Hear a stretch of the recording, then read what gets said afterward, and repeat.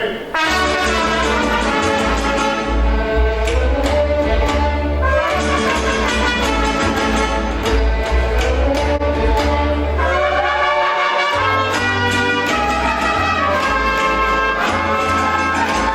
Rivera, thank you so much for joining us.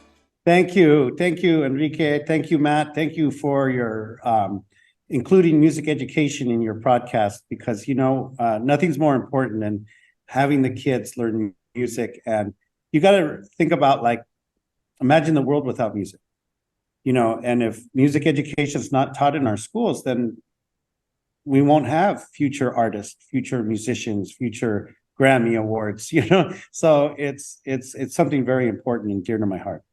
I'm sure. And congratulations on being named Washington Music Teacher of the Year.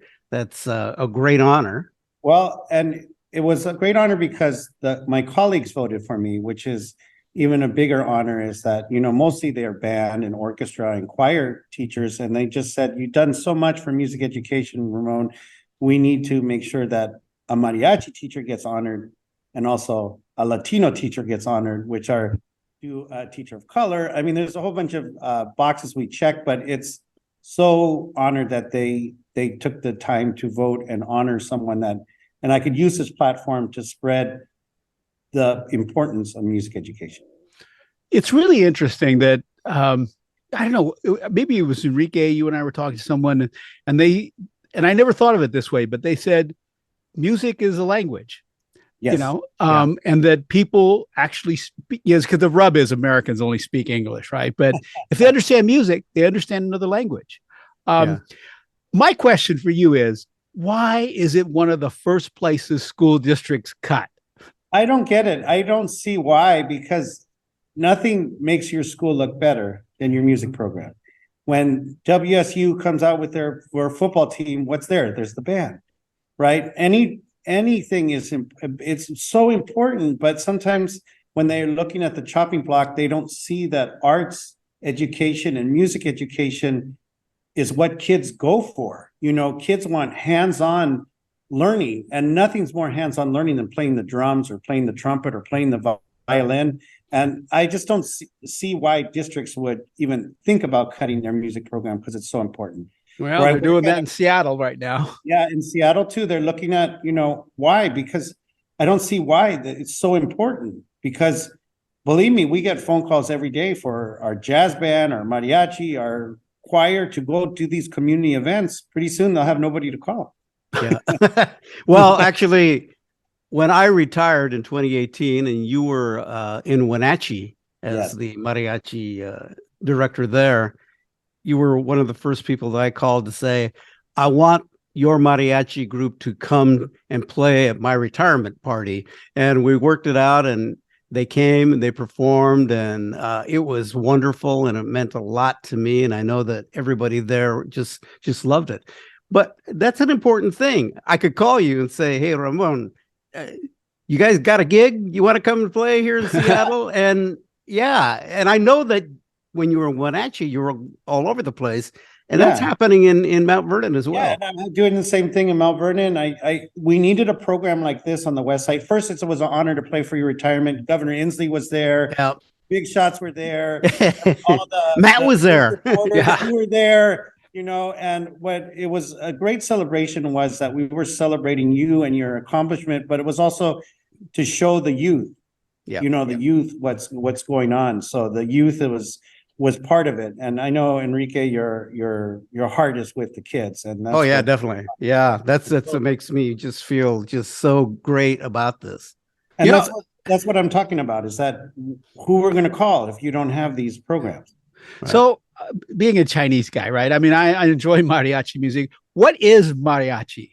So mariachi music is from the west coast of Mexico, there's a state called Jalisco, and there's a capital called Cocula, which is near Guadalajara. And it started as just a violin, a guitar, and a couple guys singing, and they would just wear normal clothes. But then the music evolved as it got played at weddings and got played at the bull ring fights. So they wanted to match the uniforms of the matadors, right? So if you look at some of the uniforms of the mariachi, they look like the matador outfits. And then in the 1940s, Glenn Miller was getting popular in the big band, so they added a trumpet. And now we have this fusion mariachi, now the modern mariachi with violins, trumpets, guitar, guitarrón.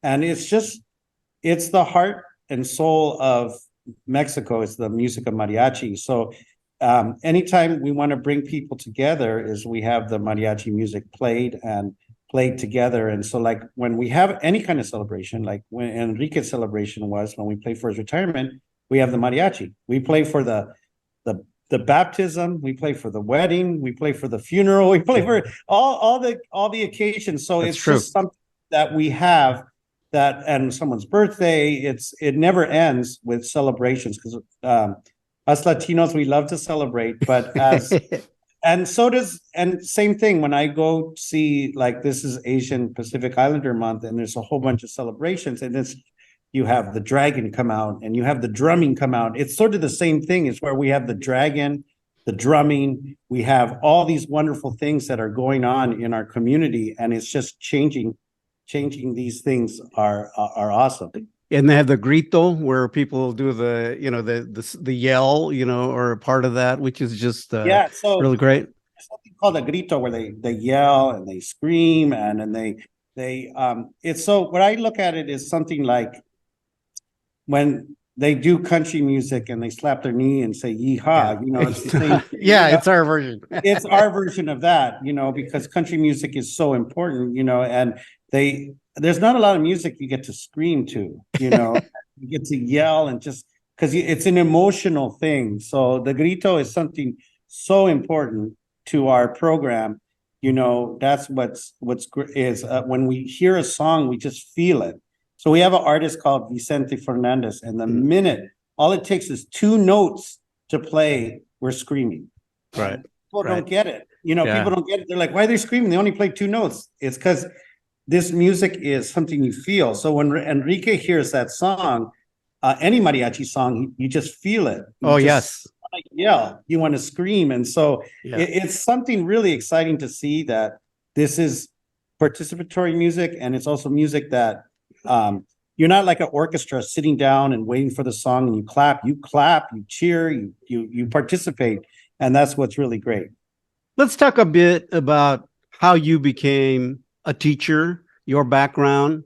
Where did it start and how did you make this journey to mariachi music? I come from a family of mariachi musicians. My mom's a mariachi, my brother, my sister. And what happened was in the 4th grade, my mom went to a yard sale and bought a trumpet. And she goes, one day you're going to play mariachi. I go, yeah, right, Mom, whatever. And so she signed me up for my band program in 4th grade, and I started playing the trumpet. And then I got really into it. I got into band. I'm always a band guy. I went through marching band, I went through orchestra. I just loved it. And then in high school, there was a local mariachi group that said, hey, we're looking for some trumpet players. And then once you start playing mariachi, because this was in Los Angeles, I lived in Southern California, and mariachi, there's 2 capitals of mariachi. One is like Los Angeles, and then the other one's in like Albuquerque, New Mexico, where they have tons of mariachis. But in the Southwest, it's everywhere. And so I started learning, and I started playing trumpet, guitar, guitarrón, vihuela, all the different instruments. And then they needed someone to volunteer to teach at the Boys and Girls Club. And that's when I discovered teaching. I thought, wow, I have the power to help kids. And once I started helping kids, I never wanted to go back into being a professional musician and doing it. I did it a long time. I did tons of weddings. I did tons of quinceañeras, but there was no joy in helping kids learn music. It's something very, very special and very, very touches my heart when I get to see kids who have the opportunity to learn music. Because I believe we in the United States of America, everyone should have an opportunity to learn music. Yeah. And it's hard because the trumpet's expensive, the guitarrón's expensive, the violin's expensive, but people like Enrique Serna and Jose Iniguez and a whole bunch of people that raise money all the time to make sure that every kid has an instrument and has a dress and has a could participate in these programs. Because, you know, we are, especially in Mount Vernon, our families work in the fields, you know, of Mount Vernon, and the agricultural workers, and they have to choose between buying a trumpet or buying food on the table. That's what they're going to pick, food on the table to feed their families. So our goal is to make sure that it's an equal playing field for all the kids. And so that's how I started. I just loved it. And then about 15 years ago, somebody called me and said, "Hey, you would like to teach in a city called Wenatchee?" And I'm like, "Where's Wenatchee?" Wenatchee. You know, they said we're near Seattle. And I'm like, "Oh, it's near Seattle. Cool." And then you took this big plane to Seattle. And then back then, this was like, you know, 17 years ago, they had this plane with propellers with only 30 seats in it. And they're like, "Now you're going to Wenatchee." I said, "Where?" And then I saw these beautiful mountains, and I saw this thing. And, you know, California was just so expensive. You know, even 15 years ago, it was like, I don't know, $2,000 for a little tiny apartment for me and my wife. And so I had the dream of coming here to Washington and starting a career there. And I was there for 15 years. And now the last 3 years I've been here in Mount Vernon because I think the West Side needs a program like this. There is no major mariachi program on the West Side. And why not? I mean, we have the Seattle, we have Bellingham, we have Tacoma. And so I love it because I only have to travel an hour to go to a performance. And Wenatchee was like all day, it was 3 hours. For your event, Enrique, we had to travel 3 hours on the bus and 3 hours in the bus. back. Yeah. But now I could get to Seattle an hour. I could go to San Juan Islands. I love it. So yeah, you guys were like a basketball team on a road trip. Yeah, we were always on the road half the time. That's why I'm an expert on bus trips. I know everything, every part of the bus. I know everything. But it was great to give those kids, especially in Wenatchee, with the cherries, pears, apples. And so it was great to advocate for them. But Mount Vernon has the same demographics as Wenatchee. It's 60% Latino. Our kids, a lot of them are migrant workers, and I just love it. And I get to go to the Tulip Festival. I get to go all these wonderful things. Mount Vernon is just beautiful. I have ocean, forest. Skagit's beautiful. Yeah. When you were in Wenatchee, did you start the program there, or had anything been going on?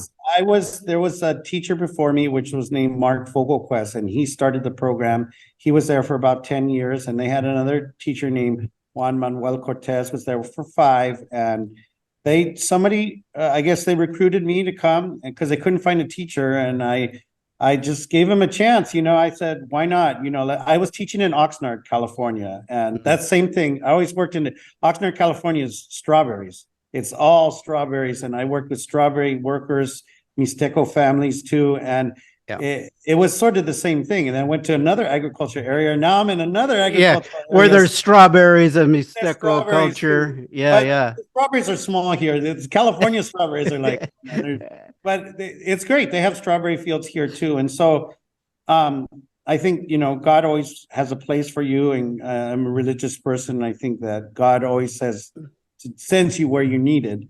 And so I think I think teaching is a calling, not as a profession. I use it as, you know, I think I'm called to help these kids and help people. And, you know, and I appreciate you giving me this platform today so I could talk to your audience about the importance of music education. Well, what's different in their response to music as opposed to, you know, just the basic kind of, you know, reading, writing, history, that sort of thing? What makes music so special for these kids? Well, I think what they do is they connect to it. First, we're singing music of their culture. So that's one thing connecting to. Mariachi music is for everybody. So grandma, grandpa, sister, brother, aunt, uncle, from 5 to 99-year-old could listen to this music. There's very few music where everybody could go. Not everybody goes to the Cardi B concert, you know. Not everyone goes to the Bruno Mars concert, right? Because they can't afford it. Yeah. We can't afford it, but the Beyonce concert. But everybody could go to the mariachi concert because it's for the family. And so I think this music really connects the parents, it protects the kids, and it gives them something to look forward to. I think it's hard because, you know, the kids have 90-minute classes and 90 minutes of math, 90 minutes of science, but if they could have 90 minutes of music or dance or folklorico or theater. I think they need that space so they could have that connection. I believe we need to give kids positive outlets. Like if instead, or they'll find the negative ones, right? They'll join a gang. They'll join the bad people in school. They'll pick up the gun. They'll find stuff. If we don't give them sports or cheerleading or mariachi or folklorico, these kids are going to find negative outlets. And so why cut these programs from school that are helping our society? Music helps our society all the time. And so we really need these programs in our school. For the Latino students there, what do you see this doing for them? And not just them, but for their families, their parents. Well, I'm going to be introducing, I have a student right here, and I want her to help me answer this. This is Maritza Mendoza. She's our, Marissa Sanchez. I had 3 Maritzas, so. Yeah. I have 5 Jose, so, but this is Maritza Sanchez. You got Jose 1, 2, and 3? Yeah, well, no, it's like 3 Jose, but Maritza Sanchez is our president of our Folklorico group, and her family's from a migrant farm working family. They help with the tulips here in Mount Vernon. And I want you to hear what the students' perspective and what this program, and she dances. So I'm going to bring her to the screen. My name is Maritza Sanchez. I'm a junior here at Mount Vernon High School, and I'm the president of the Folklorico here at the high school. What is it about mariachi and folklorico that, you like? And what does it give you and the other kids, of the students? I just love that it gives me like an outlet and something to kind of express my feelings and express my emotions. Like I find myself, if I'm having like a bad day, I always find myself like leaning towards dance and leaning towards something that makes me happy. It always puts a smile on my face. I never have to force my smile while I'm dancing. It's always just something that comes naturally to me because I enjoy what I'm doing and because it just makes me so happy to represent my culture, represent my family back home. And my family will always like send videos to my family back home in Mexico, and they'll be like, "Oh, like look what Maritza's doing!" Like, and they're always like responding, like, "Oh, that's so great!" Like I just love the feeling of them being so proud of what I'm doing. What is folklorico? It is a type of dancing that is from Mexico. So there's each different state in Mexico has a different style and outfit of dance, but the main region is from Jalisco.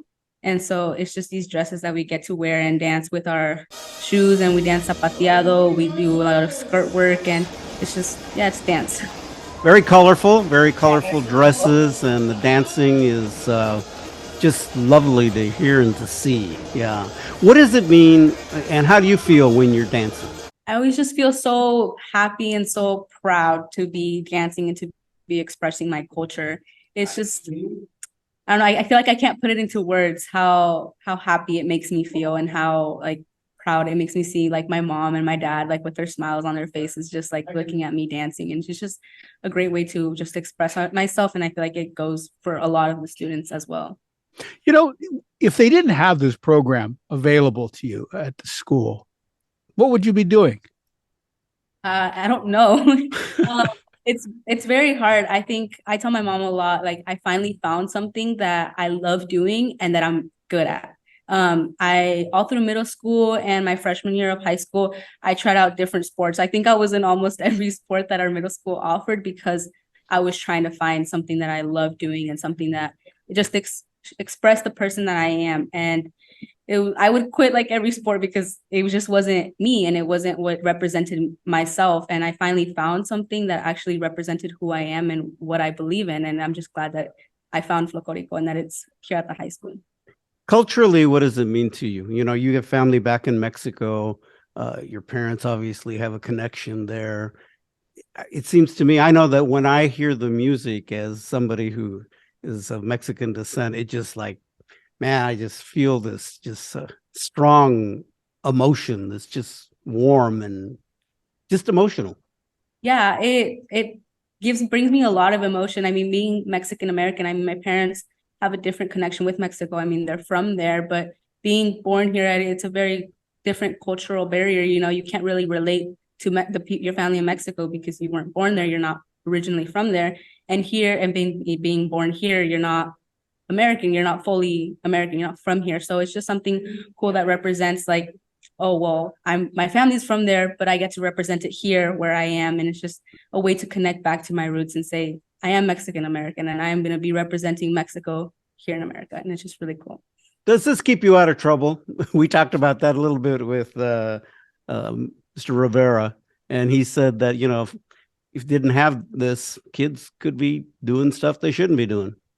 I think it really does. It keeps me very busy. Every day I either have like an event like this, or I have a performance, or I'm at practice getting ready, or just things like that. It keeps me very busy. So I think it definitely gets me out of trouble or doing things that I shouldn't be doing. I think my mom really likes that I'm busy, not home, but I'm doing something that's good. Yeah. What do you want to do? You're a junior now. I want to go to Eastern Washington University and become a teacher. Oh, great. Has this influenced you to seek that direction of being a teacher?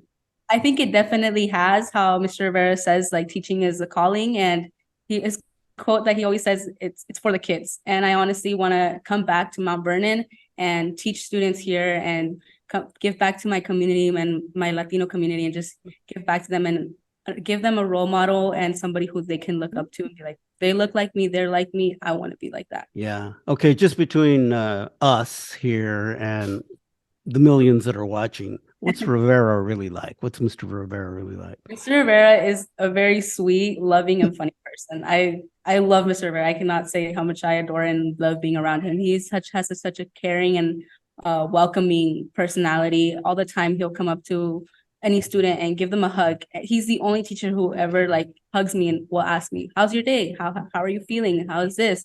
Like, it shows truly that he cares, and that he cares about his students, and that he cares about his program. And as a role model, I've been seeing someone who's from your background and who looks like you, culturally, and that would seem to me to be very important.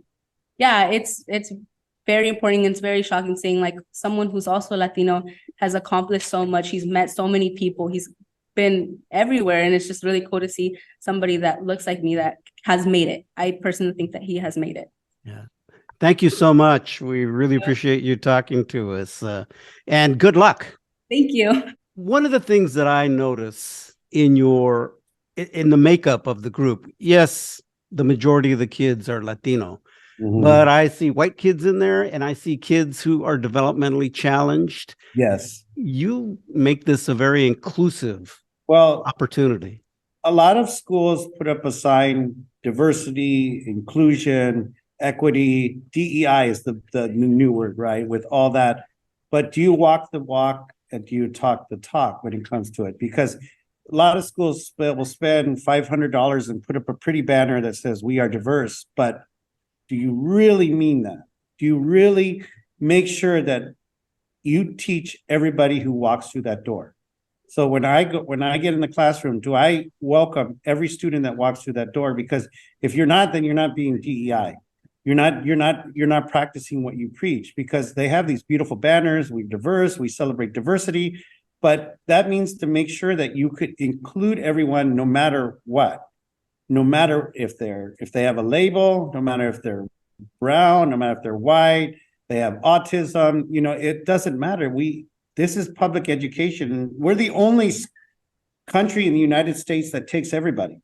Other schools that, in Mexico, you go through a certain grade and then you're sent either trade school or to the college course. In other schools, they have others, like in Europe, they have music programs after school. They do their regular thing, and then you're lucky if you're in a music program after school. In the United States, we give everybody everything and everyone a wonderful opportunity to change lives. So I really think that if you really believe in it, you will do your best effort. Is it extra work? Yes. But how can you not deny those kids the same education as Maritza did, right? It gives these students an opportunity to be part of it, to be part of a team. And so I'm really proud that we talk the talk and walk the walk when it comes to diversity, inclusion, and equity. Yeah. I noticed that the program is like, it starts very early, like in grade school. So, and right now we just started an elementary school mariachi group, and they are at one elementary school, but it mostly starts in middle school. So usually we started on the 6th, 7th, and 8th grade. In Wenatchee, we had 2 middle schools that had 2 mariachis. In Mount Vernon, the same thing. We have 2 middle schools that start them, and then in high school, that's when the fun starts happening. You know, of course, they get to do like 1 or 2 concerts, 2 or 3 concerts a year, but when you get into high school, that's where you're like on the varsity team, and you get to travel and get to go places. It's like, you know, being on varsity football. You get to go to the big places and get to perform on the big stage. I know, Enrique, you've taken us to remember, was McIntyre? It was. Well, actually, where you performed were the Seattle Symphony, Benaroya. Yes.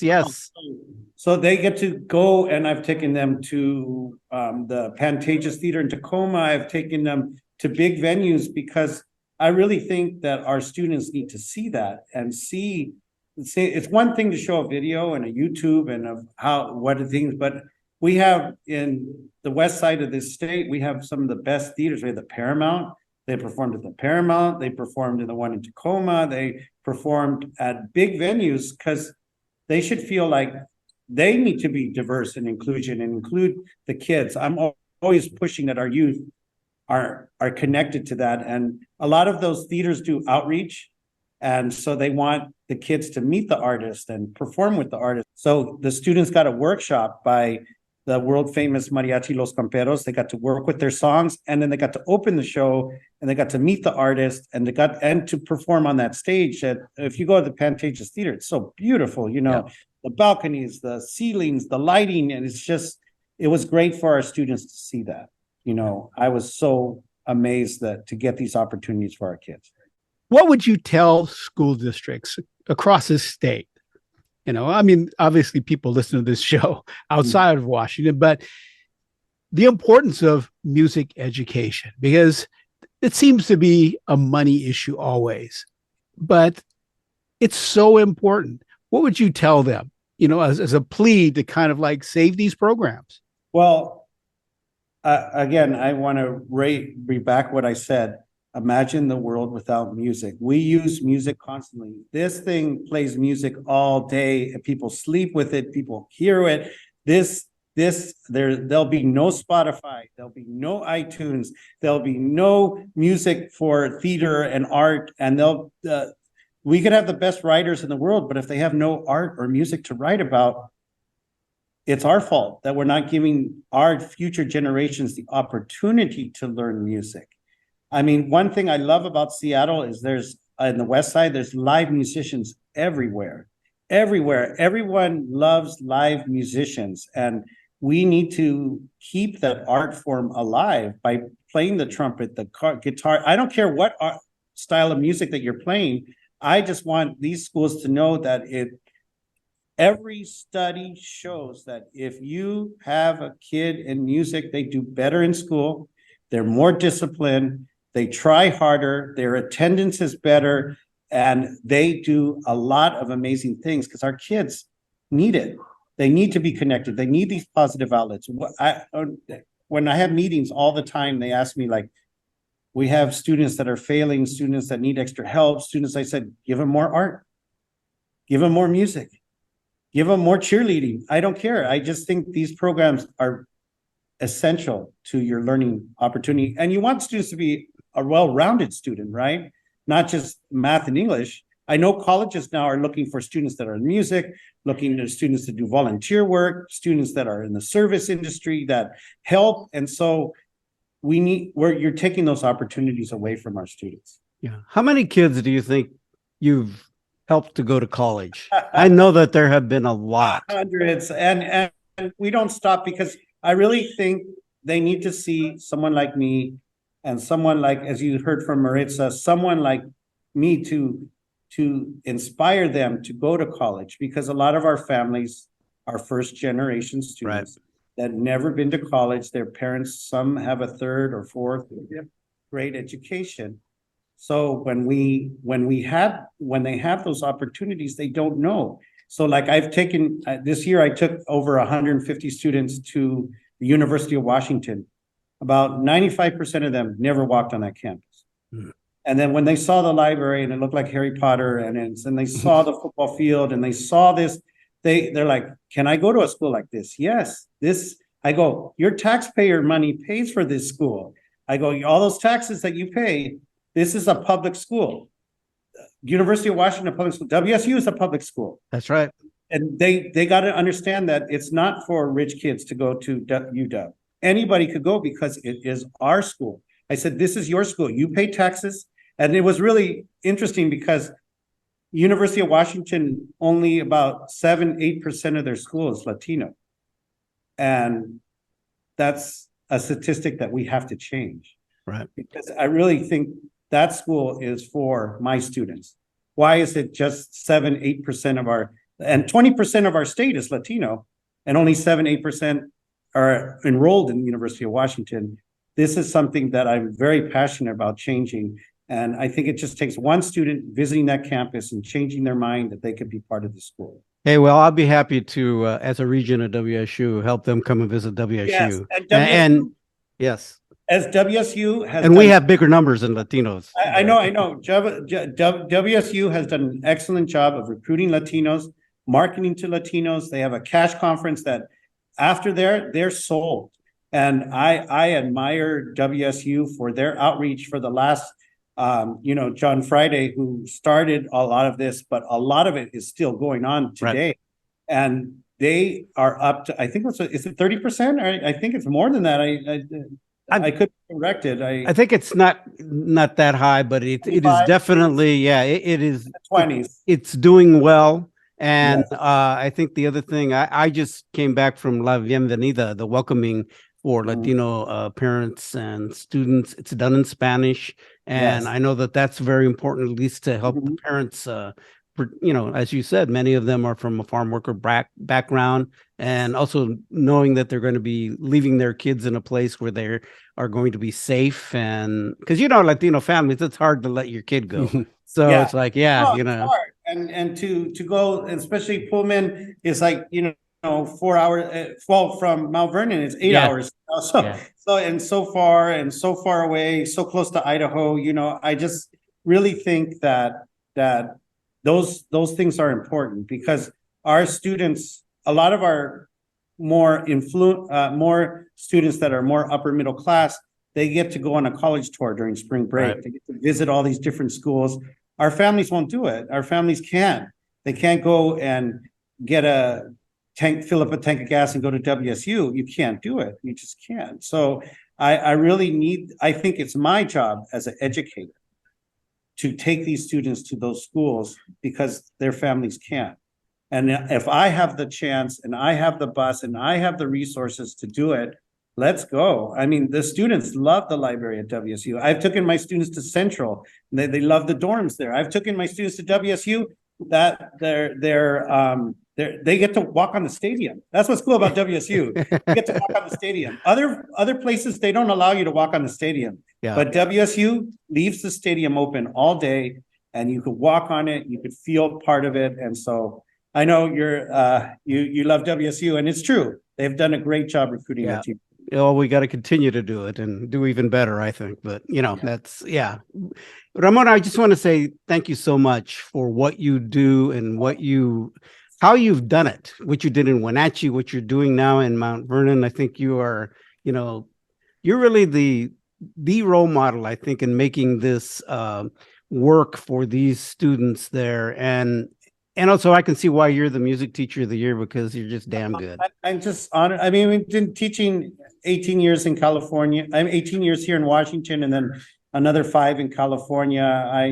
I'm just honored to work with these kids, and people like yourselves are giving me this platform to talk about music education, you, Matt, and the importance of it. I just think sometimes teachers are so humble, they don't get to talk on the radio, they don't get to talk on the TV, but I know King 5 has been great, and all the things. They just did a great story about. They first called me and said, Ramon, we want to do a story about budget cuts. And I said, there is no budget cuts in our district. And they're like, it's getting cut all over the place. I said, not here in Mount Vernon. So that's why they wanted to do that story, because they were like, let's show it works and it helps kids. It helps them with their social emotional learning because it's so important. Especially in communities like Mount Vernon and Wenatchee that Mhm. have, large Latino student population. This is the type of thing that it's not only just cultural, but it'll help them down the road. So, yeah. And we even educated Matt. He found out what Folklorico dance was Yeah. about. Yeah, because so you got to show him a video of a folklore because he'll love the dancing. Oh, I will. Skirts, he'll love. You got to go see it. And what's great about in Seattle, they have like Folklorico festivals, and you'll love it, man. You don't have to. You'll love the dancing, and then when they have the mariachi and the Folklorico together, it's better. Yeah. Okay. It is great. Yeah, I'll make him watch some videos. I'll demand. No, you got to bring me too, though. Okay, we'll do that. Okay. You could always do the show in Mount Vernon. You could always come and visit. We're not far. Okay, we'll come and make a road trip up there. Yeah, come on. And then Enrique, you could always come and talk to the class and talk about love to the people that you interviewed. You interviewed the best, right? And you interviewed governors, you interviewed senators, you interviewed presidents. So I mean, and I want to hold your Emmys again. Well, you know what? Let's have Matt and I can come up there because Matt was Matt had a production company and all of that. He could tell them all about that stuff. Yes, no, I want to. And then the kids need to see an Emmy. Right. Okay, we'll bring an Emmy. Okay, we'll bring awards. But the cool thing about his retirement is that the kids all took a picture with the Emmy because they never seen it. That's right. Yeah, they seen it on TV and they're like, what does an Emmy Award look like? Like this. And, you have like 7 of them, but, it was pretty cool. The kids were like, I've never seen an Emmy. It's like when a musician brings in a Grammy, you're like, ooh. Oh, yeah. It's a big deal. So when you come, we'll set up a time so you come and talk to the students and just talk about your story, and talk about what you've done for our community because Matt and you are both legends and you both have this platform now that's going to reach out to a lot of people. So plug Instagram, MV Mariachi, Facebook, MV Mariachi, and then mvmusic.org is our website. So you want to check out all the latest information there. All right. Ramon Rivera, thank you so much for what you do. All right. Take care. All right. Bye-bye. Mariachi.